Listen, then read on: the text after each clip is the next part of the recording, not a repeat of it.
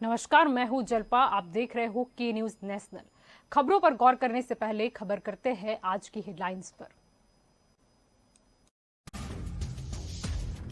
Covishield की 2.5 crore dose ज्यादा यानी कुल 10 करोड़ डोज। वहीं स्पुतनिक की उपलब्धता नए हलफनामे में स्पष्ट नहीं की गई। सुप्रीम कोर्ट ने बुधवार को कहा कि वह जनहित के मामलों में कोर्ट के आदेशों की सीमा तय करने पर विचार करेगा। जुलाई से शुरू होने वाले संसद के मानसून सत्र से पहले रक्षा मामलों की संसदीय समिति की बुधवार को हुई बैठक में घमासान मच गया। राहुल गांधी समेत कांग्रेस के कई सांसद बीच में ही मीटिंग छोड़कर बाहर निकल गए। स्टेशनों और बाजारों में भारी भीड़ से परेशान सरकार ने राज्यों को लेकर लिखकर कोरोना गाइडलाइंस के घोर उल्लंघन पर सलाह दी है। प्रधानमंत्री नरेंद्र मोदी के आवास पर बुधवार को केंद्रीय कैबिनेट की बैठक हुई। ये 15 महीने में पहली बार था जब प्रधानमंत्री और सभी मंत्री आमने सामने मौजूद रहे।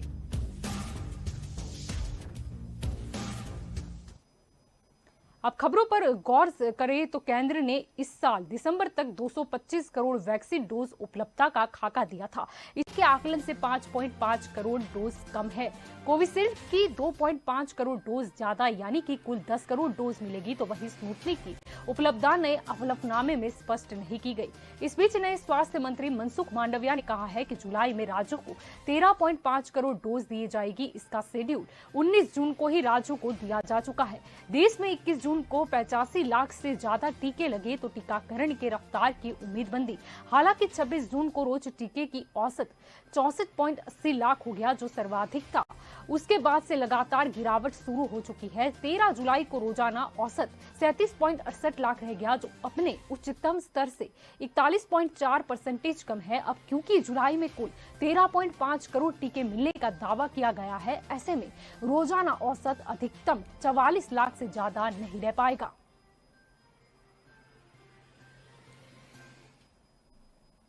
आगे खबरों पर गौर करें तो सुप्रीम कोर्ट ने बुधवार को कहा कि वह जनहित के मामलों में कोर्ट के आदेशों की सीमा तय करने पर विचार करेगा। इलाहाबाद हाईकोर्ट की ओर से उत्तर प्रदेश की स्वास्थ्य सेवा को राम भरोसे बताने वाले मामले में सुप्रीम कोर्ट ने यह टिप्पणी की है। जस्टिस विनीत सरन और दिनेश माहेश्वरी की पीठ ने राज्य सरकार की याचिका पर पहले ही 21 मई को आदेश पर रोक लगा दी थी। बेंच ने बुधवार को सुनवाई के दौरान सॉलिसिटर जनरल तुषार मेहता से कहा कि आप इस मामले में दिए गए सभी आदेशों को मिलाकर हमारे समक्ष रखें। हमें जनहित के मामलों में दिए जाने वाले कोर्ट के आदेशों की सीमा तय करने पर विचार करना होगा। हम हाईकोर्ट की चिंता को समझते हैं, लेकिन अदालतों को भी कुछ संयम रखना चाहिए, न कि ऐसे आदेश पारित करें जिन्हें लागू करना मुश्किल हो। भले ही हाईकोर्ट का उद्देश्य सबके प्रति न्याय का था, परंतु हमें सीमा का आदर करना होगा। जस्टिस माहेश्वरी ने कहा कि सवाल यह है कि क्या यह वह अधिकार क्षेत्र है जहां अदालतों को काम करना चाहिए। व्यवहारिक होने पर भी यह सवाल कार्यपालिका के लिए निश्चित कर दिया गया है, और जब संकट का समय होता है तब हर किसी को सावधानी से आगे बढ़ना चाहिए। इस बात का ध्यान रखा जाना बेहद आवश्यक है कि कौन सा कार्य किसके द्वारा किया जाना है। जस्टिस सरन ने कहा कि हम मानते हैं कि हाईकोर्ट का आदेश अव्यवहारिक था। हाईकोर्ट स्थानीय कंपनियों से वैक्सीन तैयार कराने और उनका निर्माण करने के लिए कैसे कह सकती है? ऐसे निर्देश कैसे दिए जा सकते हैं? उन्होंने यूपी सरकार से पूछा कि क्या औपचारिक रूप से हाईकोर्ट के आदेश को रद्द करना जरूरी है। मेहता ने कहा कि अगर ऐसा नहीं किया गया तो भविष्य में यह फैसला अन्य मामलों में परेशानी खड़ी करेगा।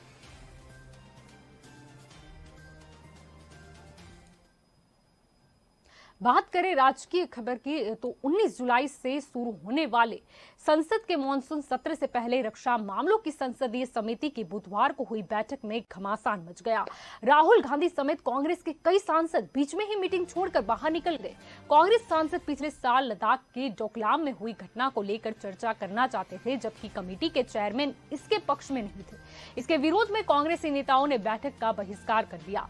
चीन डोकलाम के आसपास के इलाकों में खुद को मजबूत कर रहा है। ऐसे में कांग्रेस चाहती थी कि डिफेंस कमेटी की बैठक में इस पर विस्तार से चर्चा की जाए, लेकिन चेयरमैन ने उसे मानने से इनकार कर दिया, जिसके बाद राहुल समेत तमाम कांग्रेस सांसद उठकर चले गए।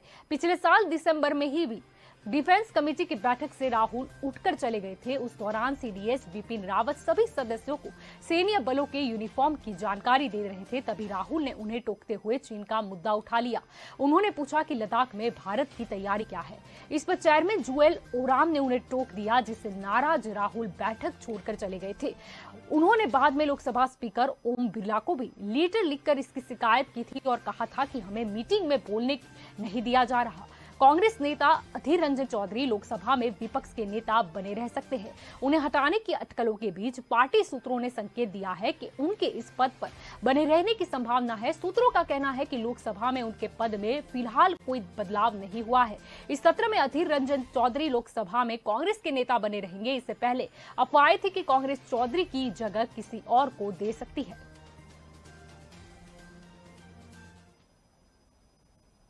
सबसे चर्चित खबर पर गौर करें तो हिल स्टेशनों और बाजारों में भारी भीड़ से परेशान सरकार ने राज्यों को लेटर लिखकर कोरोना गाइडलाइंस के घोर उल्लंघन पर सलाह दी है। गृह मंत्रालय की ओर से लिखे इस लेटर में कहा गया है कि बाजारों में भारी भीड़ उमड़ रही है, सोशल डिस्टेंसिंग के नियमों का उल्लंघन किया जा रहा है। नतीजन कुछ राज्यों में आर फैक्टर यानी कि रिप्रोडक्शन नंबर में बढ़ोतरी चिंता का विषय बन चुकी है। गृह मंत्रालय ने कहा कि राज्य गाइडलाइंस के सख्ती से पालन के लिए अधिकारियों को निजी तौर पर जिम्मेदार बनाए। चीफ सेक्रेटरी और एडमिनिस्ट्रेशन को लिखी चिट्ठी में कहा गया है कि देश में कोरोना के एक्टिव केस की संख्या में गिरावट देखी जा रही है। राज्यों और केंद्र शासित प्रदेशों ने धीरे धीरे अपने यहाँ छूट देने लगे हैं। देश के कई हिस्सों में खासतौर से हिल स्टेशनों में कोरोना गाइडलाइंस का घोर उल्लंघन देखा गया है। आर फैक्टर में 1 से ऊपर कोई भी बढ़ोतरी कोरोना के फैलने का संकेत है। इसीलिए यह भी जरूरी है कि संबंधित अधिकारियों को सभी भीड़भाड़ वाली जगहों जैसे कि दुकानों, मॉल, बाजारों, रेस्टोरेंट, रेलवे स्टेशन और दूसरे हॉटस्पॉट में कोविड प्रोटोकॉल का पालन करने के लिए जिम्मेदार बनाया जाए।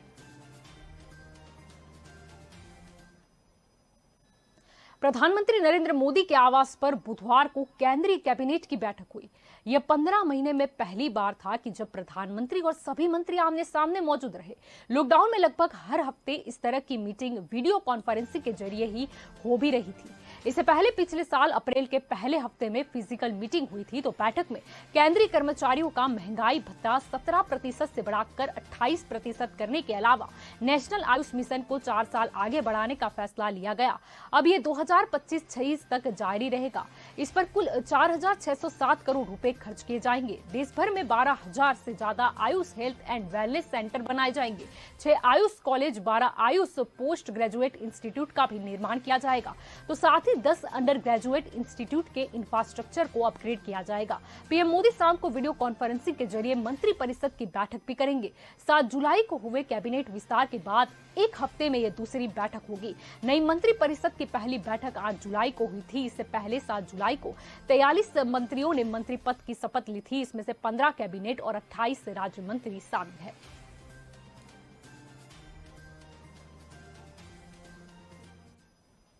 वक्त हो चला कहा है एक कॉमर्शियल ब्रेक का, लेंगे एक ब्रेक।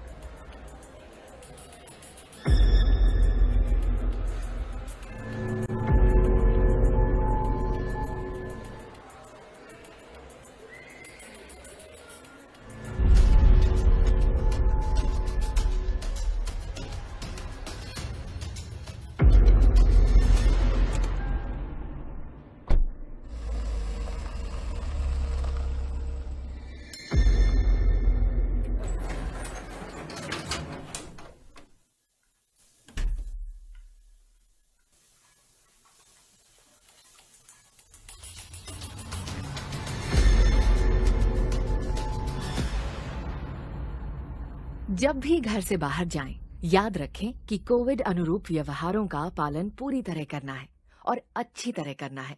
यानी मास्क पहनकर रखें, दूसरों से कम 2 गज की दूरी बनाकर रखें और समय समय पर हाथ साफ करें ताकि हम और हमारा परिवार कोरोना से बचा रहे।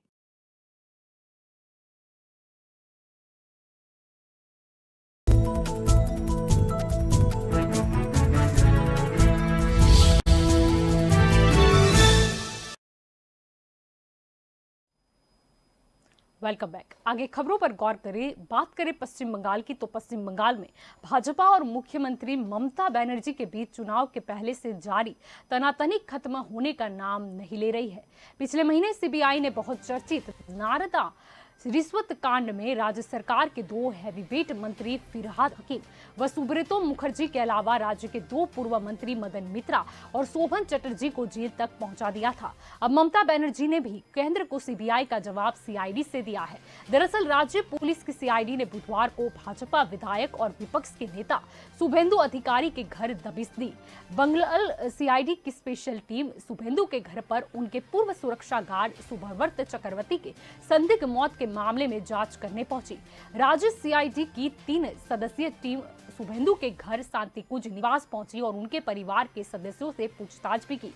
हालांकि इस दौरान शुभेंदु मौजूद नहीं थे। जांच टीम ने शुभेंदु के भाई और सांसद दिव्येंदु अधिकारी से पूछताछ की। साथ ही उनके घर पर तैनात सेंट्रल फोर्स की बैरक में भी जाकर जानकारी ली। सुरक्षा कर्मी सुभव्रत की पत्नी सुपर्णा कांजीलाल चक्रवर्ती ने मेदिनीपुर जिले में काफी थाने में अपने पति की रहस्यमयी मौत की जांच की मांग को लेकर एफआईआर करवाई थी। बंगाल पुलिस ने मामले की जांच सीआईडी के हवाले कर दी है। सीआईडी की टीम दोपहर 3 बजे के आसपास शुभेंदु के घर पहुंची। चर्चा है कि ममता ने राजनीतिक प्रतिशोध के चलते शुभेंदु के पीछे सीआईडी को लगाया है। इसी बीच भाजपा विधायक शुभेंदु अधिकारी ने आरोप लगाया कि नंदीग्राम में विधानसभा चुनाव में हारने के बाद मुख्यमंत्री ममता बनर्जी तिलमिलाई हुई है। वे बदले की भावना में सालों पुराने झूठे मामले में उन्हें आरोपी बनाकर परेशान करने की कोशिश कर रही है।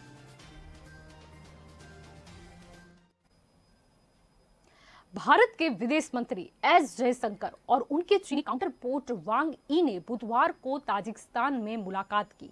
लद्दाख के करीब 920 किलोमीटर दूर दुशांबे शहर में 1 घंटे चली इस मीटिंग में वेस्टर्न लद्दाख में लाइन ऑफ एक्चुअल कंट्रोल पर चल रहे विवाद को सुलझाने पर बात हुई। दोनों मंत्रियों ने इस बात पर सहमति जताई कि आर्मी कमांडर्स की अगली बैठक में बचे रह गए सभी मुद्दों पर चर्चा करनी चाहिए। साथ ही आपसी सहमति से ऐसे समाधान की तलाश करनी चाहिए जो दोनों पक्षों के मंजूर हो। इस बात पर भी सहमति बनी कि कोई भी पक्ष ऐसा एक तरफा कदम नहीं उठाएगा जिससे कि तनाव बढ़ सके। तो जयशंकर संघाई सहयोग संगठन के विदेश मंत्रियों की काउंसिल और अफगानिस्तान पर एससीओ संपर्क समूह की बैठकों में हिस्सा लेने के लिए ताजिकिस्तान में है। चीनी विदेश मंत्री ने उनकी मीटिंग एससीओ से अलग रखी गई थी। इसमें विदेश मंत्री ने दोहराया कि दोनों पक्ष इस बात पर सहमत थे कि मौजूदा स्थिति को लंबा खींचना किसी भी पक्ष के हित में नहीं है। ये संबंधों को गलत तरीके से प्रभावित कर रहा है। जयशंकर ने जोर देकर कहा कि ये दोनों देशों के लिए फायदेमंद है कि वेस्टर्न लद्दाख में एलएसी के साथ काफी मुद्दों के जल्द समाधान के लिए काम किया जाएगा। साथ ही द्विपक्षीय समझौते और प्रोटोकॉल का पूरी तरह से पालन हो। विदेश मंत्रालय ने सोशल मीडिया पर इस बारे में जानकारी भी दी है। भारत और चीन के बीच लद्दाख में पिछले साल मई से तनाव चल रहा है। इसी दौरान गलवान में भारत और चीनी सेना के बीच झड़प भी हुई थी जिसमें 20 भारतीय सैनिक शहीद हो गए थे। चीन के भी 40 से ज्यादा सैनिक मारे गए थे, लेकिन उसने कभी भी उनकी सही संख्या नहीं बताई।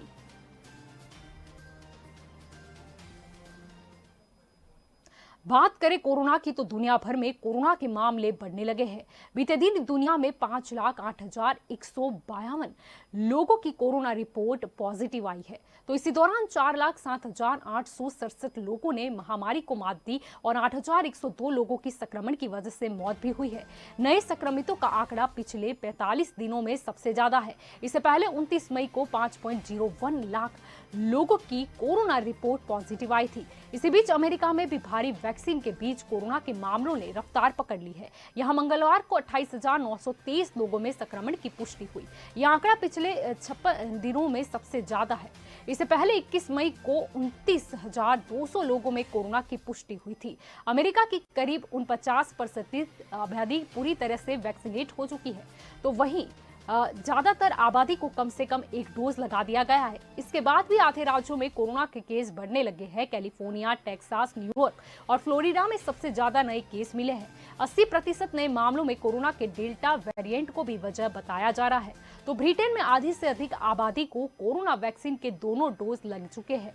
इसके बाद ही सरकार ने 19 जुलाई से लॉकडाउन में ढील देने की तैयारी की थी, पर नए केस आने का सिलसिला थम नहीं रहा है। तो पिछले हफ्ते हर 10 लाख की आबादी पर 410 नए केस मिल रहे हैं। तो मंगलवार को यहाँ 36,660 नए केस सामने आए हैं, जो 5 महीने में सबसे अधिक थे। पिछले 7 दिन में लगातार 30,000 से अधिक नए केस भी मिल रहे हैं। मंगलवार को इंदौर पुलिस की वेबसाइट हैकिंग मामले में चौंकाने वाला खुलासा हुआ है। बताया जा रहा है कि वेबसाइट हैक करने वाले ने पुलिस को सिर्फ चुनौती देने के उद्देश्य से ऐसा किया था।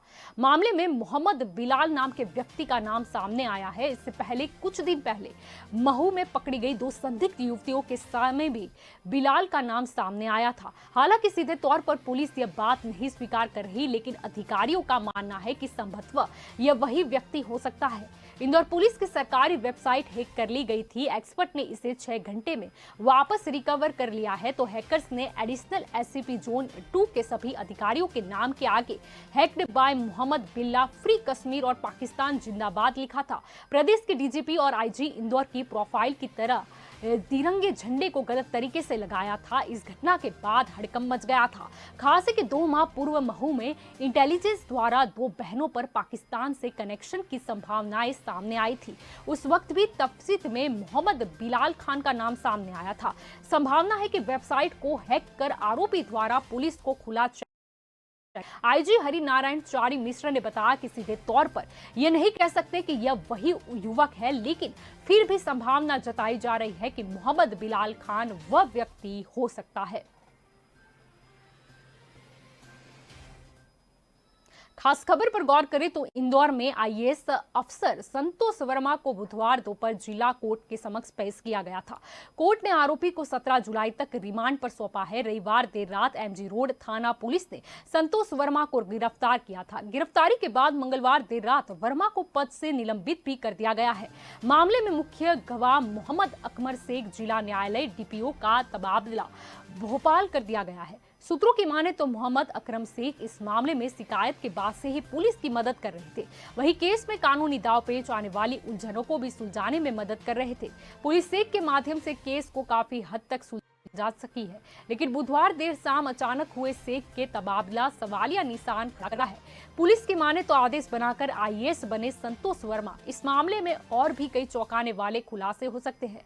अफसर पर फर्जी दस्तावेज तैयार करके प्रमोशन लेने का आरोप है। संतोष वर्मा ने आईएएस कैडर अलर्ट होने पर डीपीसी के लिए स्पेशल जज विजेंद्र रावत के फर्जी साइन पर रिपोर्ट तैयार की थी। आईएएस अफसर संतोष वर्मा नगरीय प्रशासन विभाग भोपाल में तैनात थे।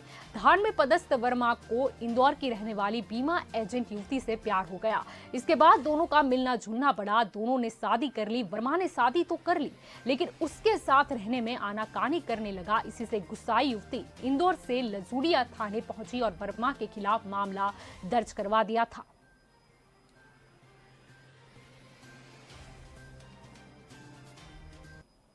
वक्त हो चला है एक कॉमर्शियल ब्रेक का। लेंगे एक ब्रेक।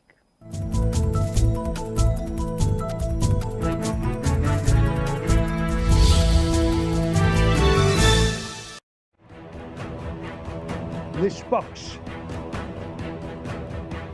बेखौफ, बेबाक, तेज तर्रार, तीखे सवाल, बात मुद्दे की। देखते रहिए जलपा क्षत्रिय के साथ दंगल देश का।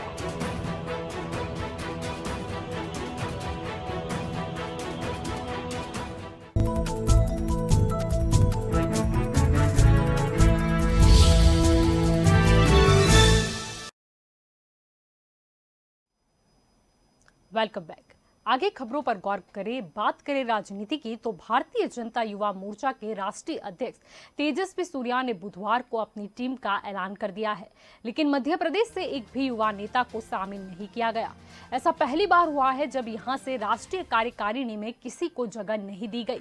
बताया जाता है कि प्रदेश संगठन ने युवा मोर्चा के पूर्व प्रदेश अध्यक्ष अभिलाष पांडे सहित 4 नाम भेजे थे, लेकिन तय पैरामीटर में एक भी फिट नहीं हुआ। बीजेपी युवा मोर्चा के अध्यक्ष व सांसद तेजस्वी सूर्या ने 7 राष्ट्रीय उपाध्यक्ष, 3 महामंत्री और 7 मंत्री सहित कुल 22 पदाधिकारियों की घोषणा की है। सूर्या ने अपनी टीम में बंगाल से विधायक अनूप साहा और महाराष्ट्र से विधायक राम सतपुते को राष्ट्रीय उपाध्यक्ष के रूप में जिम्मेदारी दी गई है। 22 पदाधिकारियों की सूची के मुताबिक 7 राष्ट्रीय उपाध्यक्षों में उत्तर प्रदेश के अलावा पश्चिम बंगाल, बिहार, ओडिशा और उत्तराखंड से एक-एक नेता को राष्ट्रीय उपाध्यक्ष बनाया गया है, तो महाराष्ट्र से 2 को इस पद पर लाया गया है। मध्य प्रदेश से एक भी पदाधिकारी नहीं बनाया गया। पार्टी सूत्रों ने इसकी वजह ये भी बताई है कि संगठन से नाम भेजे जाने के बाद किसी बड़े नेता ने केंद्रीय नेतृत्व के सामने दबाव नहीं बनाया। ये भी कहा जा रहा है कि उम्र के क्राइटेरिया के चलते चारों नाम विचार विमर्श के बाद बाहर किए गए हैं। प्रदेश से पिछले 21 साल तक राहुल कोठारी राष्ट्रीय कार्यकारिणी में विभिन्न पदों पर रहे। कोठारी 2010 से 2013 तक राष्ट्रीय मंत्री रहे। इसके बाद राष्ट्रीय उपाध्यक्ष और महामंत्री का पद उन्हें मिला। कोठारी के अलावा रीवा के गौरव तिवारी भी युवा मोर्चा के राष्ट्रीय मंत्री रह चुके हैं। बात करें एमपी बोर्ड रिजल्ट की तो प्रदेश में 10वीं का रिजल्ट जारी कर दिया गया है। स्कूल शिक्षा और सामान्य प्रशासन राज्य मंत्री इंदर सिंह परमार माध्यमिक शिक्षा मंडल में सिंगल क्लिक से रिजल्ट उन्होंने जारी किया। पहली बार 10वीं में एक भी स्टूडेंट फेल नहीं हुआ। पहली बार होगा कि 10वीं के रिजल्ट में 100% छात्र पास हुए हैं। पिछले साल 10वीं बोर्ड की राज्य स्तरीय मेरिट सूची में टॉप 10 स्थानों पर 360 बच्चों ने जगह बनाई थी। इसमें भोपाल के 17 बच्चे थे। परीक्षा में करीब 10 लाख छात्र शामिल हुए थे। इस वर्ष 10वीं का रिजल्ट 62.84% था। इससे पहले 2019 में 61.32% और 2008 में 66% रिजल्ट रहा है। नई प्रणाली के तहत 10वीं कक्षा के नियमित स्टूडेंट के लिए अर्धवार्षिक और प्री बोर्ड व यूनिट टेस्ट और आंतरिक मूल्यांकन के अंक के आधार पर रिजल्ट तैयार किया गया है। इन परीक्षाओं में उपस्थित न रहने वाले स्टूडेंट को 33% अंक देकर पास किया गया, तो वहीं प्राइवेट स्टूडेंट्स को भी 33% अंक देकर पास कर दिया गया है। बोर्ड ने नई प्रणाली के रिजल्ट से असंतुष्ट छात्रों को परीक्षा का विकल्प भी दे दिया है। यह विशेष परीक्षा 1 से 25 सितंबर के बीच आयोजित की जाएगी। इसके बाद इसमें प्राप्त अंकों के अनुसार उनकी मार्कशीट जारी की जाएगी। इसके लिए माध्यमिक शिक्षा मंडल ने आदेश जारी किए हैं, यानी कि जिन छात्रों को सरकार के बोर्ड परीक्षा में अंक देने के मूल्यांकन फॉर्मूले पर भरोसा नहीं है, वे परीक्षा की तैयारी शुरू कर सकते हैं। इसके लिए छात्रों को 1 अगस्त से 10 अगस्त तक ऑनलाइन रजिस्ट्रेशन कराना भी अनिवार्य होगा।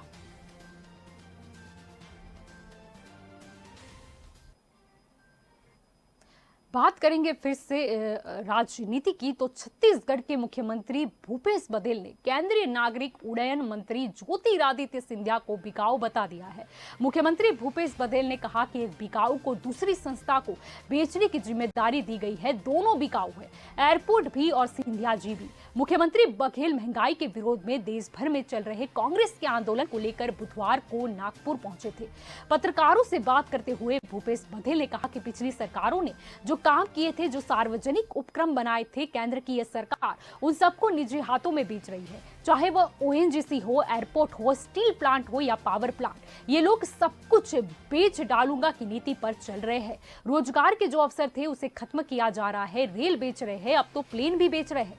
मुख्यमंत्री बघेल ने कहा कि अब ये एयर इंडिया का जो प्लेन है उसे बेचने जा रहे हैं। उस मंत्रालय को दिया है, वो भी सिंधिया जी को। मुख्यमंत्री ने पहले पूछा कि एयर इंडिया का लोगो क्या है, फिर खुद ही जवाब दिया कि महाराजा। वह लोगों कह रहा है कि महाराजा आइए, हम दोनों बिकाऊ हैं, एयरपोर्ट भी और सिंधिया जी भी। जब सब कुछ बेच डालेंगे तो लोगों के पास रोजगार क्या रहेगा। कांग्रेस के युवा तुर्कों में शुमार ज्योतिरादित्य सिंधिया ने बगावत कर मध्य प्रदेश में कांग्रेस की सरकार गिरा दी थी। इसके बाद से ही सिंधिया कांग्रेस नेताओं के निशाने पर रहते हैं। पिछले दिनों केंद्रीय मंत्रिमंडल विस्तार में सिंधिया को भी शामिल कर लिया गया। उसके बाद सिंधिया और उनके साथ कांग्रेस छोड़कर गए नेताओं के खिलाफ कांग्रेस की बयानबाजी तेज हो चुकी है।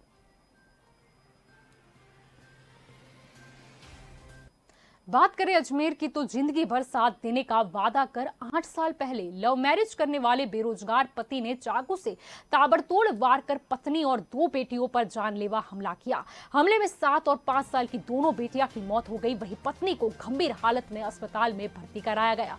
पत्नी जिंदगी की जंग लड़ रही थी। अजमेर ब्यावर हाईवे स्थित खरवा गांव में रहने वाले परिवार पर हमले के बाद युवक ने भी खुदकुशी कर ली थी, लेकिन वो बच निकला। पति पत्नी को ब्यावर के राजकीय अमृतकोर चिकित्सालय में भर्ती कराया है। पत्नी कुछ दिन से ही बीमार चल रही थी, इस कारण उसे ही घर के सारे काम करने पड़ते थे। बेरोजगारी से पहले ही वह तनाव में था और घर की इतनी जिम्मेदारियों से वह परेशान हो गया।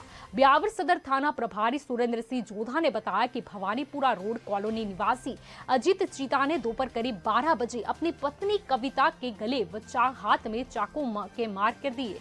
जब वह चिल्लाई तो 7 साल की मासूम बेटी अनु व 5 साल की एंजल भी पास आ गई।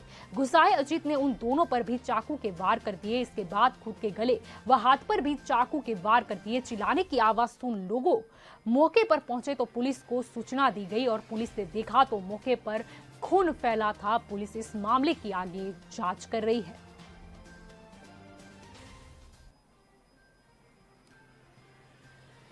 तो हमारी खास खबरों में अभी बस इतना ही। ज्यादा जानकारी के लिए आप जुड़े रहे के न्यूज़ नेशनल के साथ। नमस्कार।